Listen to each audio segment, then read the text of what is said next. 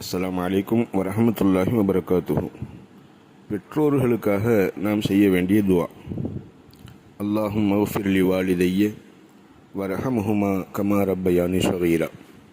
யா அல்லாஹ், என்னுடைய தாய் தந்தைக்கு, பெற்றோருக்கு நீ மன்னிப்பு வழங்குவாயாக, மேலும் அவர்களுக்கு நீ இரக்கம் காட்டுவாயாக.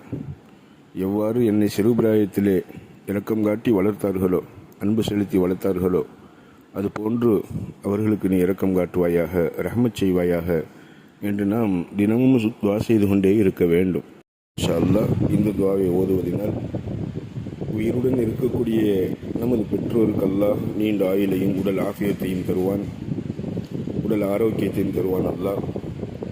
மேலும் யார் மரணித்து விட்டார்களோ அந்த பெற்றோருக்கு அல்லாஹ் மன்னிப்பு வழங்கி அவர்களுக்கு கபரிலும் கபருக்கு பின்னாடி உள்ள வாழ்க்கையிலும் அல்லாஹ் ரஹ்மத் செய்வான் இன்ஷா அல்லாஹ். எனவே தினமும் ஓதி வருவோம். அல்லாஹ் ரஹ்மத் செய்வானாக. அஸ்ஸலாமு அலைக்கும் வரஹ்மத்துல்லாஹி வபரகாத்துஹு.